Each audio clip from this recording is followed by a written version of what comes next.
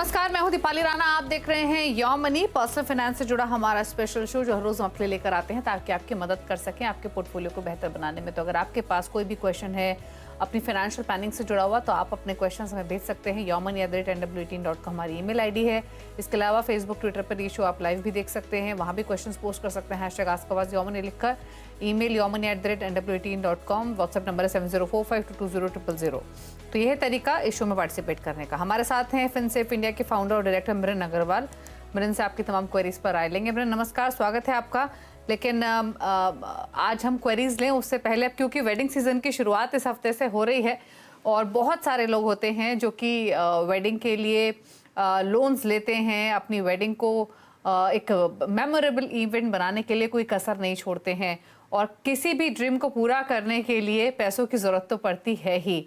तो वो लोग जो कि मैरिज लोन लेने का सोच रहे हैं, उनके लिए क्या किन बातों का उनको ख्याल रखना चाहिए, किस हिसाब से वो लोन लें, किन किन बातों को ध्यान देना चाहिए ये लोन लेने से पहले, उन सब पर हम बातचीत करते हैं मिरन से। तो मिरन बताइए, वेडिंग लोन के बारे में कौन सी कैटेगरी में ये आता है, इसके फायदे क्या हैं, इसके नुकसान क्या हो सकते हैं, समझाइए। तो नमस्ते दीपाली।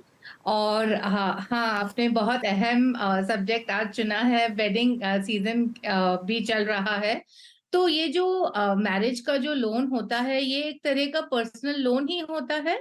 और इसमें एक ही चीज होता है कि जब आप पर्सनल लोन लेते हैं तो उसमें एंड यूज आप किसी भी चीज के लिए यूज कर सकते हैं। बट जो ये मैरिज लोन होता है तो इसका एक ही रिस्ट्रिक्शन है कि ये वेडिंग एक्सपेंसेस के ऊपर ही यूज कर सकते हैं। जैसे आपने जो वेन्यू का जो कॉस्ट आता है या केटरिंग या डेकोरेशन या गिफ्ट्स या जो भी और परचेजेस हैं उसके लिए यूज कर सकते हैं। और जैसे कि personal loan unsecured collateral free loan रहता है, दैट मीन्स कि आपको कोई इसमें कोलैटरल नहीं देना पड़ता है। तो इस लोन में भी आपको बिल्कुल कोई कोलैटरल नहीं देना पड़ता है और इसका डॉक्यूमेंटेशन बहुत सिंपल है। बहुत सिंपल प्रोसेस है और काफी जल्दी इसका डिसबर्सल भी हो जाता है। तो अगर हम इस लोन को देखें तो ये 1 से 5 साल तक का लोन हो सकता है। और ज्यादातर मैंने देखा है कि बैंक लोग करीब 25 से 50 लाख या 40-50 लाख तक का ही अमाउंट देते हैं। और इसका इंटरेस्ट रेट भी पर्सनल लोन की तरह ही है, करीब 10.5 से लेकर 13% तक है। Of course rate will also be dependent कि आपका क्या क्रेडिट स्कोर है। और प्रोसेसिंग फीस भी इसमें करीब 2.5% की लगती है। तो ऑफ कोर्स ये लोन पाने के लिए आपको सर्टेन डॉक्यूमेंट्स देने पड़ेंगे। For example your income documents, your KYC documents, your salary slips, your employment proof. So based upon your credit score जो लोन का अमाउंट है वो डिसाइड होगा। और ऑफ कोर्स जो भी बैंक या फाइनेंशियल इंस्टीट्यूशन आपको ये लोन दे रहा है वो ये देखेगा कि आपका मिनिमम मंथली इनकम कितना है। तो of course they need at least 15-20,000 rupees of minimum monthly income. तो ये हैं इसके फीचर्स। अब आपने पूछा कि मतलब क्या हमें क्या इस लोन को लेने के पहले हमें क्या सब देखना चाहिए। तो सबसे पहले तो ये है कि सभी, जैसे कि आपने कहा कि सभी को अच्छा लगता है कि अच्छे सी वेडिंग हो and very memorable and stuff like that, but all of this cost a lot of money.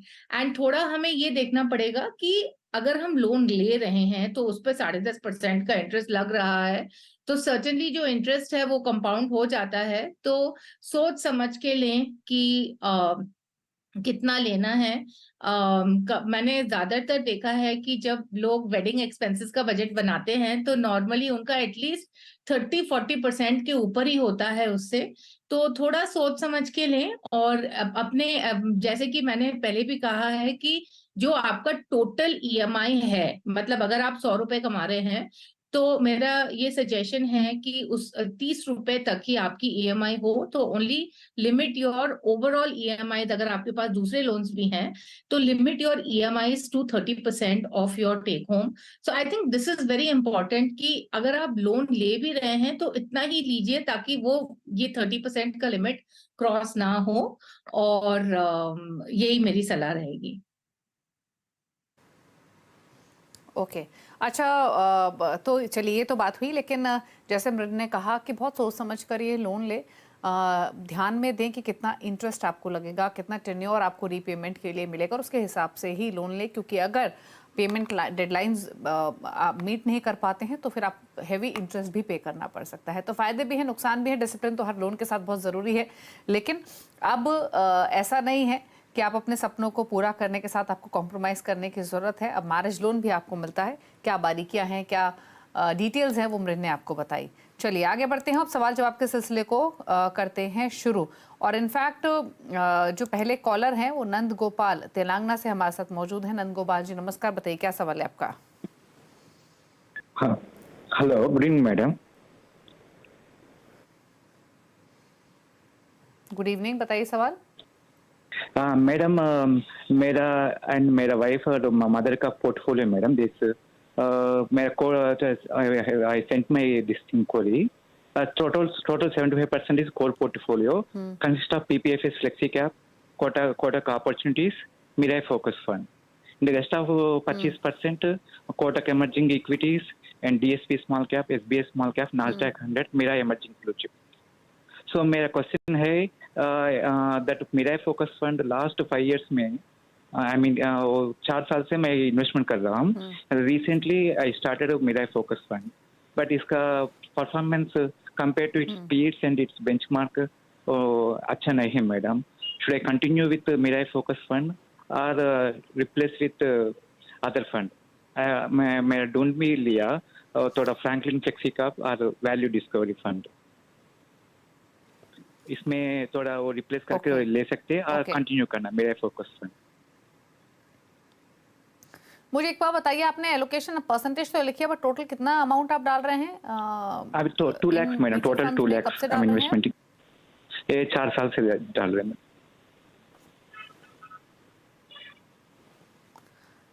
Okay, तो 2 साल से डाल रहे हैं।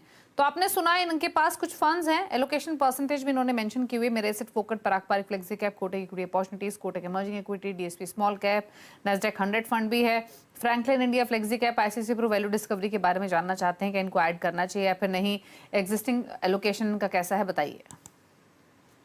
तो सबसे पहले तो एक तो मैं देख रही हूँ कि इनके पोर्टफोलियो में 2 मिरे के फंड हैं, और जो 2 मिरे की जो स्कीम्स है उसमें करीब 40% ओवरलैप है स्टॉक्स का, और जो मिरे और कोटक अपॉर्चुनिटी है उसमें भी काफी ज्यादा ओवरलैप है, शायद करीब 30% का ओवरलैप है वहां भी।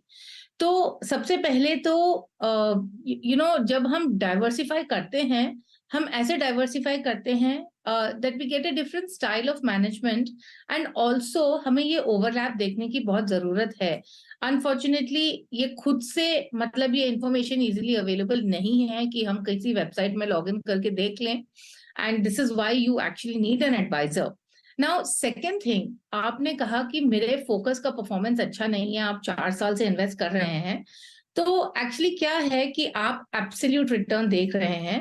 एक्चुअली जनरली जब भी हम किसी फंड को एवेल्युएट करते हैं तो हम रोलिंग रिटर्न्स देखते हैं, because that is more important to evaluate. So rolling returns is basically the average annualized return taken for a specific period. It could be daily, monthly, quarterly, right? And it's a more comprehensive, it gives a more comprehensive picture of the fund's performance, right? तो अगर हम rolling returns के हिसाब से देखते हैं तो this fund is not performing badly. In fact, it's performing very well. Okay.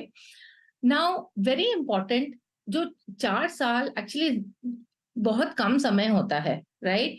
And क्या होता है कि सारे फंड्स के फेजेस आते हैं, कभी कभी like it goes well, then sometimes it goes down, right?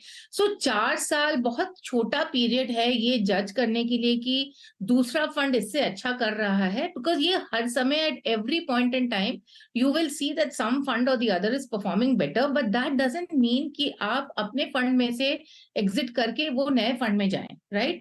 अगर हम लॉन्ग टर्म परफॉर्मेंस के हिसाब से देख रहे हैं तो ये मेरे फोकस्ड का रोलिंग रिटर्न परफॉर्मेंस बहुत अच्छा है, एंड आई विल से कि जो आपके पास पोर्टफोलियो है आप उसमें बने रहें। बस एक बात का मैं कहूंगी कि आप ध्यान रखिए कि going forward you decide whether you want to do मेरे focus or you want to do मेरे emerging or you want to do Kotak. तीनों में ऐसे आप इक्वली मत डालिए पैसे, क्योंकि इसमें बहुत ओवरलैप है। ओके, चलिए, तो ये सजेशन आपके पोर्टफोलियो को लेकर दिया गया है। मौजूदा फंड्स में आप इन्वेस्टमेंट्स जारी रख सकते हैं। नई एलोकेशन के बारे में आपको बताया गया है। कुछ एक्सपोजर आपको मेरे से फोकस फंड में कम करने की ज़रूरत है। समय समय पर फोकस फंड कैटेगरी को रिव्यू करना भी इम्पोर्टेंट है। अनिल है, अब रेवाड़ी से, हरियाणा से कनेक्टेड है। अनिल नमस्कार, बताइए क्या सवाल है आपका?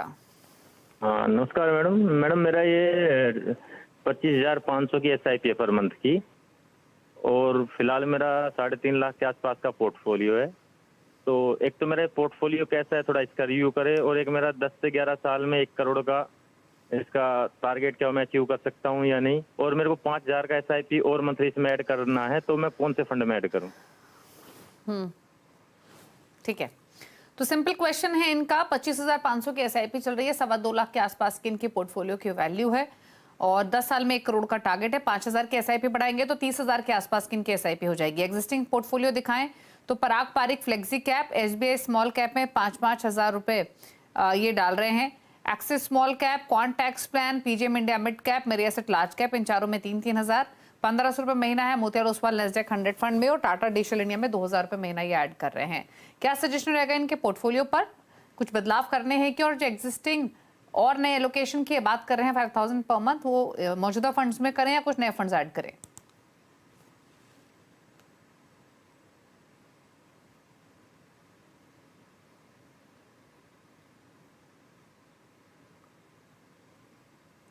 बताइए मृन।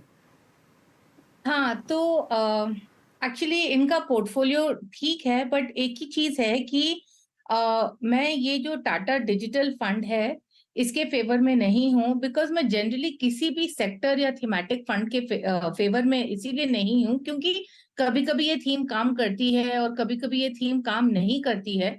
और जो भी किसी भी थीम, जो भी सेक्टर का जो जो पोटेंशियल स्टॉक्स होते हैं, वो तो वैसे भी आपको लार्ज कैप फंड्स या flexi cap funds, flexi cap funds में मिल ही जाएंगे, और इनके पास फ्लेक्सी कैप फंड्स हैं। बाकी इनके फंड्स बिल्कुल सही हैं। दो चीजों का इनको ध्यान रखना है कि ऑलरेडी इनके पास काफी ज्यादा फंड्स हैं, तो कोई और फंड ना चुने, और जो इनका जो एडिशनल इन्वेस्टमेंट इनको जो करना है, तो वो या तो फ्लेक्सी कैप में कर लें या मिड कैप फंड में कर लें, certainly not in the sector fund. And इनको थोड़ा अपना इन्वेस्टमेंट भी बढ़ाना पड़ेगा, बिकॉज एक और चीज का जो ध्यान रखना है वो ये है कि अगर हम जो 1 करोड़ हम पाना चाहते हैं 10 साल के बाद, उसमें इन्फ्लेशन लगाकर वो करीब 1,80,00,000 का हो जाएगा। तो इसीलिए इनको करीब 80-85,000 रुपीज पर मंथ भी इन्वेस्ट करना है अपना लक्ष्य पाने के लिए। ठीक है, चलिए, तो ये सजेशन है। आपको SIP अमाउंट तो ज़्यादा लगाना पड़ेगा ही, 25,500 से तो नहीं, बट एटलीस्ट 85,000 की SIP चलेगी। आप 5,000 बढ़ाते हैं, उसके बाद धीरे धीरे आप और एलोकेशन भी इंक्रीज कर सकते हैं। तो कोशिश कीजिए बढ़ाने के, जितना बढ़ा पाएंगे, ताकि आप अपने गोल को हासिल कर सकें। सोनू है अगले कॉलर। सोनू, बताइए क्या सवाल है आपका? नमस्कार मैडम। हेलो, नमस्ते। जानना था, जो इसमें मैं इन्वेस्ट कर रहा हूँ, उसी में कंटिन्यू रखूँ या कोई फंड स्विच करूँ?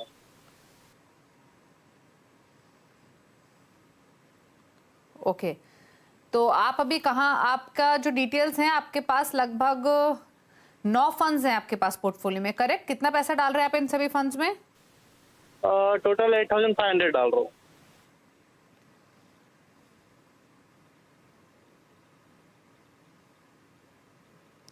ओके, और कितनी पोर्टफोलियो की वैल्यू हो चुकी है अभी? अभी 345 का वैल्यू है। ओके, 1 करोड़ का टारगेट है 15 साल में। अमरिन, इनका 3.5 लाख पोर्टफोलियो की वैल्यू है, 8,500 की SIP हर महीने डाल रहे हैं। फंड्स में क्विकली इनके मेंशन कर दो: Canara Robeco blue chip equity, Axis long term equity, HDFC hybrid equity, HDFC small cap, ICICI pru floating interest, Motilal Oswal Nasdaq 100, Parag Parikh flexi cap, Axis small cap और एक्सेस मिड कैप है। बताइए क्या सजेशंस? तो सबसे पहले जैसे कि मैंने पिछले कॉलर के लिए भी बताया था कि अगर हम इन्फ्लेशन लगाएंगे तो आपका जो 1 करोड़ का जो लक्ष्य है वो 15 साल में करीब 2.5 करोड़ का हो जाएगा, अज्यूमिंग 6% इन्फ्लेशन। एंड इसके लिए आपको महीने में करीब 55,000 रुपीज इन्वेस्ट करने पड़ेंगे। अब आपके पास 9 फंड हैं, तो जो थोड़े ज्यादा हैं आपने अच्छी तरह मतलब डाइवर्सिफाई करने की कोशिश की है, बट मेरा ये मानना है कि अगर आपका 15 साल का टाइम फ्रेम है और अगर आप रिस्क ले सकते हैं तो आपने ये ICICI Prudential floating fund interest fund की 15 साल के लिए कोई जगह नहीं है इसमें। और दूसरा, आप सोच सकते हैं एचडीएफसी हाइब्रिड इक्विटी फंड से भी एग्जिट करने का। ये मैं इसीलिए कह रही हूँ क्योंकि आपका लक्ष्य काफी ज्यादा है और मतलब जितना आप इन्वेस्ट कर रहे हैं और जितना आपको इन्वेस्ट करना है उसमें काफी ज्यादा डिफरेंशियल है, right? So one of the easier ways to then try to reach your goal is by taking more risk. And already मैं देख रही हूँ कि आपने काफी small cap and mid cap में इन्वेस्ट किया है, जो अच्छी बात है। तो मेरा यही मानना होगा कि ये ICICI Prudential floating rate fund और जो ये एचडीएफसी हाइब्रिड इक्विटी फंड है, this can actually pull down the returns a bit because obviously it has debt allocation. तो आप इन दोनों फंड्स का थोड़ा सोचिए। अगर आप इससे निकल कर और अगर आप रिस्क ले सकते हैं तो सर्टेनली आप स्मॉल कैप या मिड कैप फंड्स में जो आपके पास एग्जिस्टिंग है उसी में ही आप इन्वेस्ट कर लीजिए। ओके, चलिए, तो ये सजेशन आपके पोर्टफोलियो को लेकर दिए गए हैं और 1 करोड़ का टारगेट तो आपका लाइकली है। एसआईपी अमाउंट आपको बढ़ाना पड़ेगा, लगभग 55,000 तक का करना पड़ेगा। ज़्यादा स्कीम्स हैं, थोड़े से बदलाव करने की ज़रूरत है। Canara bank blue chip equity HDFC hybrid fund से आपने के लिए, बाकी फंड्स अपने पोर्टफोलियो में आप रखिए। रुक रहे हैं ब्रेक के लिए, ब्रेक के उस पर कुछ और सवाल जल्द वापस आते हैं। देख रहे हैं योर मनी, मृन हमारे साथ बनी हुई है आपकी सभी क्वेरीज को आंसर करने के लिए। बातचीत करते हैं, अगले कॉलर्स हैं। मीना बीकानेर से हमारे साथ कनेक्टेड है। मीना नमस्कार, बताइए क्या सवाल है आपका? हाँ मैम नमस्कार, मेरा ये था मैम 1.5 लाख का इन्वेस्ट करना चाहता हूँ लमसम मैम मैं ये। ओके, कितने टाइम के लिए? लमसम इन्वेस्ट करना चाहता हूँ, उसमें 3 जगह करना चाहता हूँ मैम, 50-50 का। तो मैंने एक शॉर्ट लिस्ट की हूँ, सही है गलत प्लीज बताइएगा। 5 से 7 साल मैम। 5 से 7 साल 1.5 लाख रुपए का लमसम इन्वेस्टमेंट करना चाहते हैं, एक फंड में करें या ज्यादा में? ब्रिन समझाइए। तो सबसे पहले अगर आप 5-6 साल के लिए इन्वेस्ट करना चाह रहे हैं तो मेरी ये सलाह रहेगी कि आप बैलेंस एडवांटेज फंड में इन्वेस्ट कीजिए। वो इसीलिए क्योंकि जो हम हिस्टोरिकल डेटा देखते हैं उसके हिसाब से अगर आप मतलब जनरली अगर आप प्योर इक्विटी में कर रहे हैं तो जनरली 7 साल के ऊपर ही बेहतर रहता है। और अगर आपका 5 to 7 years का है तो बैलेंस फंड ठीक रहेगा। इसमें मैं एक और बात कहना चाहूंगी कि अगर आपका इन्वेस्टमेंट पीरियड 5 साल से कम का है, जैसे अगर 3 या 4 साल है, तो प्लीज आप डेट फंड की ओर ही जाइए। बट क्योंकि आपने कहा करीब 5-6 साल का है, तो बैलेंस फंड्स में भी 2 कैटेगरीज हैं। एक तो एग्रेसिव हाइब्रिड फंड है जिसमें 65% एंड अबव इक्विटी होता है, and balance debt. Balanced funds में एक और कैटेगरी जो मुझे बहुत पसंद है वो है बैलेंस एडवांटेज फंड। और मैं समझती हूँ कि ये बहुत अच्छा फंड है किसी के लिए भी इन्वेस्ट करने के लिए, क्योंकि इस फंड में ऑटोमेटिक रीबैलेंसिंग होती है एट रेगुलर इंटरवल्स। तो फंड हाउस या तो अपना खुद का कोई मॉडल बनाते हैं या they use factors like PE ratio. But net net आपके लिए ये बहुत अच्छा है क्योंकि जब मार्केट हाई रहता है तो वो लोग उस समय प्रॉफिट बुकिंग करके ज्यादा एलोकेशन डेट में डालेंगे एंड वाइस वर्सा। सो ये इन्वेस्टर के लिए बहुत अच्छा रहता है क्योंकि आपको ये सोचने की जरूरत नहीं पड़ती है कि हम अभी करें, मतलब अभी कुछ प्रॉफिट बुकिंग करें, क्या करें, बने रहें। और फंड ही कर रहा है तो इसमें आपको टैक्स का भी कोई इम्पैक्ट नहीं रहता है। और आप बेसिकली इसमें आप इन्वेस्ट करके मतलब 5-6 साल तक छोड़ सकते हैं, इसमें आपको कोई प्रॉब्लम नहीं होगी। ऑफ कोर्स ध्यान रखना चाहिए कि इसमें इक्विटी एलोकेशन है तो ये वॉलेटाइल तो रहेगा, बट आपको इसमें बने रहना है। और इसमें मेरे को 2 फंड्स बहुत पसंद है, एक तो है आईसीआईसीआई बैलेंस एडवांटेज फंड और दूसरा है Edelweiss balance advantage fund. Okay, चलिए, तो इन फंड्स में आपको इन्वेस्टमेंट करने की जरूरत है। 2 फंड्स आपको रेकमेंड किए गए हैं, दोनों में आप एलोकेट कर सकते हैं। आईसीआईसीआई प्रूडेंशियल बैलेंस एडवांटेज और एडलवाइज बैलेंस एडवांटेज, ये 2 फंड आप रख सकते हैं सेम कैटेगरीज के। बात करते हैं अगले कॉलर सुमित पांडे गोपालगंज बिहार से हमारे साथ कनेक्टेड हैं। सुमित नमस्कार, बताइए क्या सवाल है आपका? मैम मेरा तो था मैं 2 और मुझे 3,000 का पर टिप है, मैं और ऐड करना चाहता था। मैं जानना चाह रहा था इसी सुमित, आपकी ऑडियो क्लियर नहीं आ रही है। मैं आपका क्वेश्चन मेंशन कर देती हूँ, जो डिटेल्स आपने भेजी थी। अगर कुछ बदलाव हो उस क्वेश्चन में तो आप मुझे करेक्ट कर सकते हैं। आपने जो डिटेल्स भेजी उसके हिसाब से 6,000 के आपके एसआईपी चल रही है, पोर्टफोलियो की वैल्यू 3 लाख है, 15 साल में 1.5 करोड़ का टारगेट आपका है और 4,000 की अतिरिक्त एसआईपी भी करना चाहते हैं, यानी टोटल एसआईपी आपकी 10,000 की हो जाएगी। सुकन्या समृद्धि योजना पीपीएफ में आप 50,000 ईच पर मंथ डाल रहे हैं। 2 फंड्स आपके पास जो हैं, axis focus 25 3,000 per month, Nippon India large cap 3,000 per month. Correct, यही क्वेश्चन है आपका? जी जी जी मैम। ओके मृन, क्या सजेशन इनके लिए? 6,000 की एसआईपी है, एडिशनल 4,000 की करना चाहते हैं, वो 4,000 कहाँ डालने हैं इनको, प्लस 1.5 करोड़ का टारगेट 15 साल में कितना लाइकली है? तो एक तो फिर से अगर हम कैलकुलेशन के हिसाब से जो आपका 1.5 करोड़ का भी लक्ष्य है, वो 15 साल में करीब 3.5 करोड़ का हो जाएगा, और उसके लिए आपको काफी ज्यादा इन्वेस्ट करना है, करीब 80-90 हजार के बीच में आपको इन्वेस्ट करना है। अगेन जब मैं आपका पोर्टफोलियो देख रही हूँ तो ये बहुत ही लार्ज कैप ओरिएंटेड है, बिकॉज आपके पास एक लार्ज कैप फंड है और आपके पास एक फोकस फंड है which has I think more than 50% in large cap stocks, right? Since आपका टाइम पीरियड काफी है, सिंस आपके पास 15 साल हैं, मेरा ये सजेशन रहेगा कि आप अपना मिड कैप और स्मॉल कैप एक्सपोजर बढ़ाइए, क्योंकि जब हम लॉन्ग टर्म में रिटर्न्स देखते हैं historically, then you will see कि mid cap and small cap का परफॉर्मेंस लार्ज कैप के जरिए ज्यादा अच्छा है। ऑफ कोर्स आपको इसमें जोखिम लेने की क्षमता होनी चाहिए। मेरे लिए कहना बहुत आसान है, बट इसमें वॉलेटिलिटी भी काफी ज्यादा रहेगी मिड कैप स्मॉल कैप में, और मेन थिंग इज कि आपको इसमें बने रहना है। तो इसमें आप सोच सकते हैं Kotak emerging equity and SBI small cap में जो आपका एडिशनल अमाउंट जो आप इन्वेस्ट करना चाह रहे हैं। अच्छा, दूसरा मेरा ये सजेशन रहेगा कि जो लार्ज कैप फंड आपके पास है, आप उसको थोड़ा ट्रैक कीजिए, क्योंकि अगेन हम लोग अभी क्या देखने में आ रहा है कि जो ज्यादातर लार्ज कैप फंड्स हैं वो इंडेक्स को नहीं बीट कर पा रहे हैं। तो इसका थोड़ा वॉच में रखिए। मैं ये नहीं कह रही हूँ कि आप अभी ही एग्जिट कीजिए, बट थोड़ा सा उसको आप वॉच कीजिए कि is it able to beat the index और नॉट। ओके चलिए, तो ये सजेशन है आपके लिए। आप अपना गोल तो हासिल कर सकते हैं फिलहाल की एसआईपी और जो एक्यूमुलेशन आपने की हुई है, लेकिन इन्फ्लेशन को ध्यान में रखेंगे तो आपको एसआईपी अमाउंट इंक्रीज करना होगा। 15 साल बाद 1.5 करोड़ की वैल्यू वो नहीं होगी जो आज की होगी, उस हिसाब से आपको एसआईपी बढ़ानी चाहिए। और अगर आप संतुष्ट हैं 15 साल बाद 1.5 करोड़ के टारगेट के साथ ही, तो आप इसी एसआईपी के साथ कंटिन्यू कर सकते हैं। फंड्स आपको बताए गए हैं। शुक्रिया मृन, शो में आने के लिए, सभी क्वेरीज को आंसर करने के लिए थैंक यू सो मच। इसी के साथ एक ब्रेक में जाते जाते आप मृन के टॉप 4 फंड्स भी देख सकते हैं। अगर आप नया पोर्टफोलियो क्रिएट करना चाहते हैं तो मृन की चॉइसेस आपकी स्क्रीन पर हैं, आप ये नोट कर लीजिए। इसी के साथ योर मनी में इतना ही। नमस्कार।